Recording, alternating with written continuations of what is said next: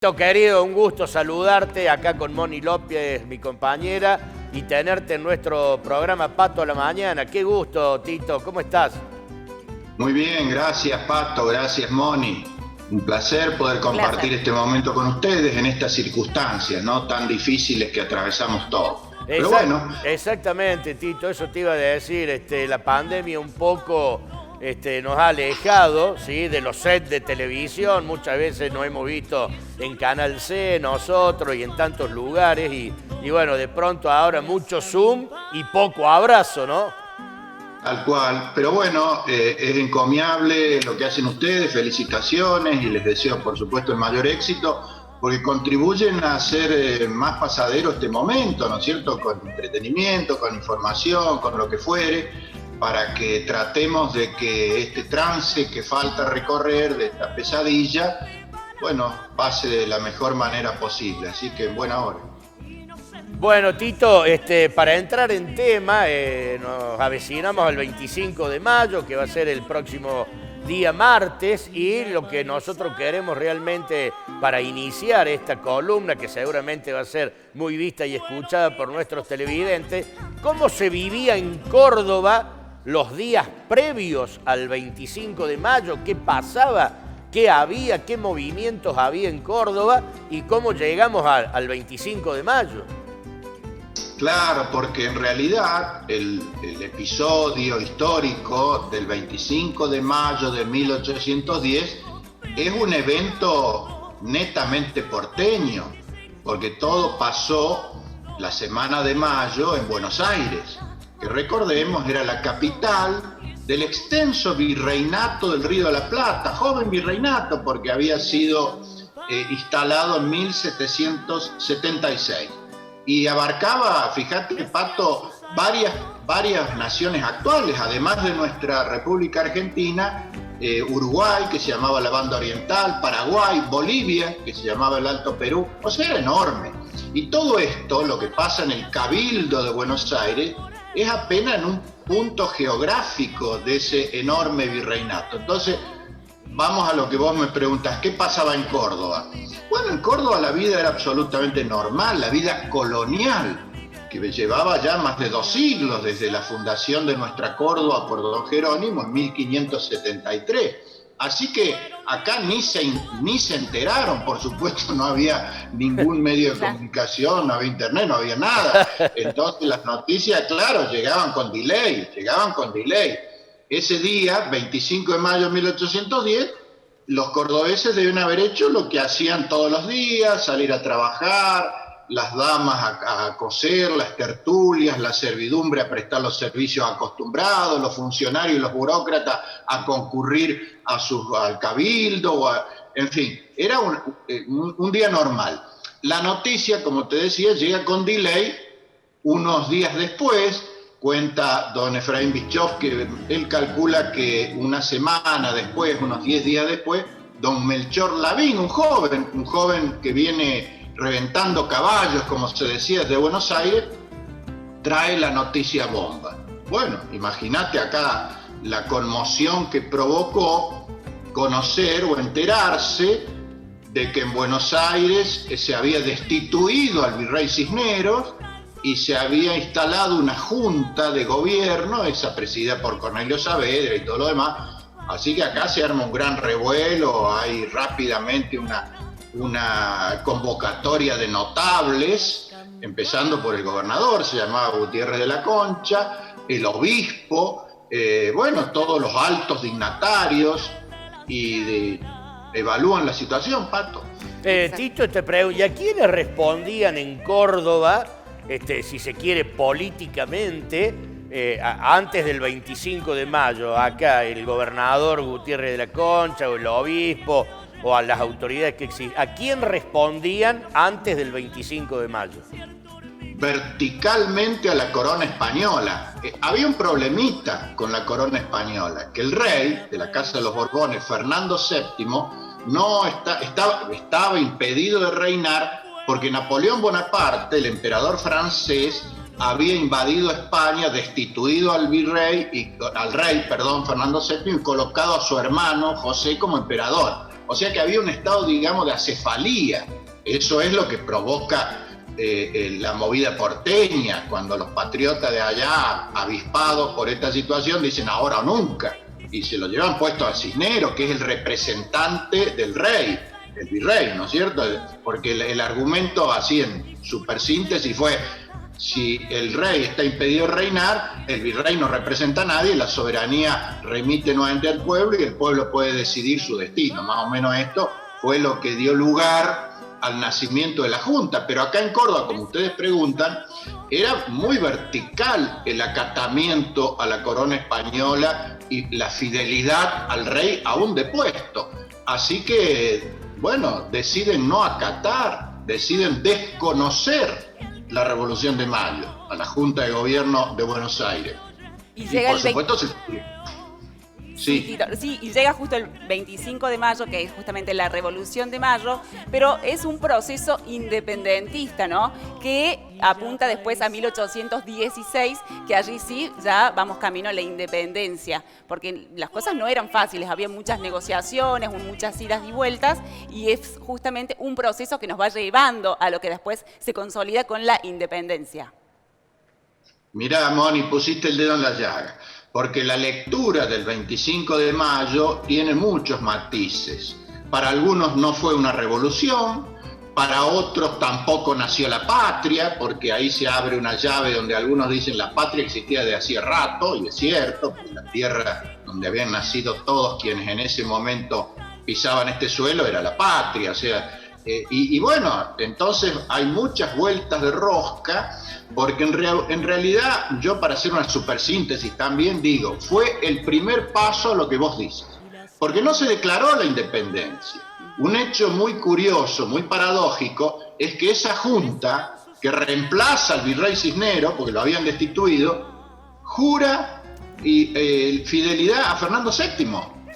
Viste que ahora se jura por Dios, los santos evangelios, todo eso. Bueno, en ese momento era juro por Fernando VII, y se mantuvo esa ambigüedad bastante tiempo. Tal es así que la declaración formal de la independencia, o sea, se rompe el vínculo con España formalmente recién en 1816, como bien señala Moni. Así que hay toda una ambigüedad, idas y vueltas, marchas y contramarchas. Es muy rico, muy interesante examinarlo, porque la versión tradicional, escolar, es un tanto naif, ¿no es cierto?, del 25 de mayo, del pastelero. A los chicos en la escuela les tiznaban con un corcho quemado, no sé si se sigue haciendo, yo cuando iba a la escuela pasaba eso, y nada, era todo muy... French y Beruti aparecían como dos amigables y amables repartidores de cintas, y en realidad eran dos pesos pesados, lo que hoy serían punteros, llamado bajo. Claro, era... Perdón. No, Tito, discúlpame, la verdad que me causa gracia lo que decís. Claro, serían como los punteros de hoy que andan por los barrios, pero yo lo que te quiero preguntar es esto: ¿cómo se llevaban los políticos de Córdoba en esa época con los de Buenos Aires? Si es que se llevaban, o había diferencias, disidencias como las hay hoy en la política. En realidad había una empatía entre las jurisdicciones virreinales que respondían a la corona española. Actuaban en consonancia, qué sé yo, las invasiones inglesas en 1806, 1807, Córdoba apoyó claramente la reconquista, o sea, estaba alineada Córdoba con lo que pasaba en el resto del virreinato. Pero ahí se quiebra, en mayo de 1810 se quiebra esa sintonía. El único en realidad que mantenía o adhería a los postulados de la llamada Revolución de Mayo es el deán Gregorio Funes. Era el único miembro de la élite cordobesa, porque recordemos que gobernaba una élite, o sea, el pueblo la miraba de afuera, detrás del alambrado, y el único que respondía a esa visión independentista, cuyo primer paso es la Revolución de Mayo, es el deán Funes. Tal es así que después en 1811 va a ser el primer diputado cordobés cuando convocan desde Buenos Aires a generar un congreso, una cosa así en Buenos Aires. Los otros para nada, y estaban en Córdoba viviendo, fíjense en este detalle, Santiago de Liniers, El héroe de la Reconquista, el francés Santiago de Liniers, que había sido virrey, se había venido a Córdoba y estaba instalado, porque la compró, a la ex estancia jesuítica de Altagracia. Ahí vivía Santiago de Liniers con sus hijos, él era viudo, y participaba de esta élite gobernante, de este núcleo. Y bueno, la pasó muy mal, porque le pasaron la factura junto a los demás y fueron fusilados, ¿no? Adelanto que este núcleo de dirigentes que decide desconocer a la Junta de Mayo, después sufre la represalia, que vino a Buenos Aires como una expedición militar y los detuvo, los tomó prisioneros y los fusilaron. Así que esto termina muy mal. Así, lo que trato de decirle es que Córdoba entra mal, entre comillas, a esta etapa, a este nuevo ciclo histórico. Porque entra, la primera sangre corre en Córdoba, en realidad, de la revolución. Porque en Buenos Aires no hubo bajas, ni siquiera enfrentamientos, a lo mejor algunos empujones ahí en el cabildo, y a vos qué te pasa y qué decís, pero nada más. La primera sangre corre en nuestra Córdoba, cuando llega esta expedición militar y fusila a los mandamases de Córdoba, ¿no? Claro, entramos con el pie izquierdo. Te he escuchado decir una frase, Esteban, que realmente me parece muy, muy sabia y me gusta mucho, que es: qué importante que es conocer el pasado para alumbrar el presente y no cometer los mismos errores del pasado. ¿Cómo podemos aplicar esta frase a la actualidad que estamos viviendo en Argentina y en Córdoba puntualmente? Todo un desafío, Moni. Es mi lema, es nuestro lema, conocer el pasado para iluminar al presente. O sea, conocer la historia no como una veleidad intelectual, de nombres, de fechas, sino como ver hacia atrás de dónde venimos para, sobre todo, encontrar el mejor rumbo de cara al futuro y no volver a cometer los mismos errores. Yo creo que conocer la historia, repasarla, mantenerla viva, justamente es un antídoto para no volver a tropezar con la misma piedra. Un ejercicio que los argentinos somos campeones mundiales, podríamos jugar la final, porque todo el tiempo tropezando una y otra vez con la misma piedra. Entonces me parece que si nosotros viéramos la historia del modo que debe hacerse, Pato, Moni, del modo más objetivo, sin sacar las cosas de contexto, poniéndolas en el clima de época, evaluándolas con los paradigmas de ese momento, porque si no la errás. Si vos analizás el pasado con los paradigmas culturales del presente, seguro que la pifiás. Y en este error caen muchos, en este error caen muchos. O sea que haciéndolo de ese modo y tampoco presentando a los protagonistas como superhéroes, ¿viste? Como héroes de historieta, infalibles.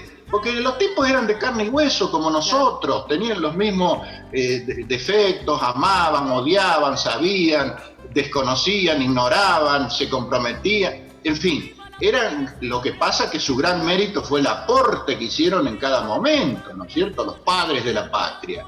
Así que yo simplemente así, de esta manera, sucinta, trato de decir: conozcamos la historia porque es una herramienta valiosa para iluminar el presente y encontrar el mejor camino hacia el futuro, pero lo hagamos del modo más objetivo, imparcial, sin caer en subjetividades ni prejuicios, porque si no la pifiamos.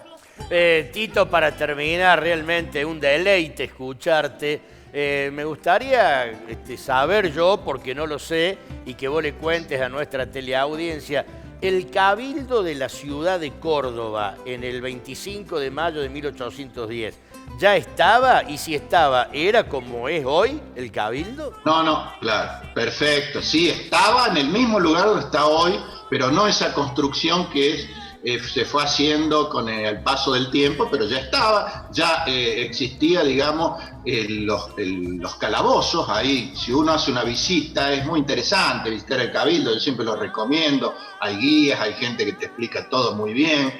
Bueno, en el subsuelo de nuestro Cabildo están los calabozos, y ahí cuentan los que saben que estuvieron prisioneros, Liniers, Gutiérrez de la Concha, todos estuvieron detenidos, cautivos ahí hasta que los despacharon a Buenos Aires. El que llegó al frente de la expedición se llamaba Francisco Ortiz de Ocampo, y el Cabildo funcionaba además como cárcel, porque era el organismo más vale municipal, ¿no? Era el que regulaba la vida. Por ahí pasaba todo, lo que podías y no podías hacer, frente a la plaza, donde está hoy, la Plaza Mayor. de nuestra querida Córdoba, donde fíjate vos, Pato, que en esas plazas se hacían corridas de toros. No todo el mundo sabe que había entretenimientos populares porque la acercaban y hacían una corrida de toros porque era muy popular en España y ese tipo de cosas, las procesiones, estaba la catedral, donde está hoy, por supuesto, así que Córdoba muy religiosa, muy fuertemente religiosa, cada celebración daba lugar a procesiones, Te Deum, el obispo era un señorón, el clero pisaba muy fuerte, en fin, esa Córdoba colonial a la que es lindo asomarse de vez en cuando, porque ahí venimos, son nuestras raíces. Bueno, Tito, realmente qué gusto compartir contigo todas estas cosas y que a la gente le agrada tanto escuchar, porque mucha gente no lo sabe, bueno, ni siquiera nosotros. Vos porque sos historiador y has leído y te has quemado las pestañas y lo contás de una manera tan amena que a todos nos encanta. Así que un gusto, Tito, todos los jueves. Sí, va a estar todos los Tito. jueves. Una consulta, Tito, ¿estás desde tu casa? Lo que vemos atrás sería que un sector allí que tenés como una biblioteca armada. ¿Dónde te encontrás? Te cuento dónde estoy. Estoy en Agua de Oro, que es mi patria chica, porque después de haber terminado mis obligaciones cívicas en el Consejo Deliberante, me vine acá, que es un lugar hermoso, y acá tengo el estudio, lo que estás viendo atrás es toda la biblioteca, todos los materiales, y acá escribo todas esas macanas que yo publico y la paso bien, digamos, tratando de compartir la historia, que recupero algo que dijo el Pato. La trato de hacer lo más amable posible, porque hay mucho prejuicio con la historia del modo que se le enseñaba antes, ¿te acordás?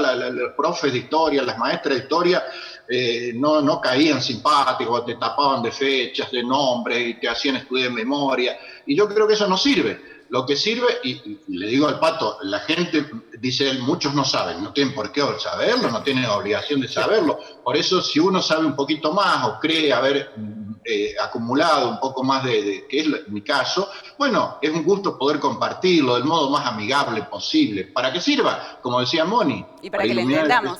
Claro, bueno, perfecto. Muchas gracias, Tito. Enorme abrazo te mandamos desde aquí.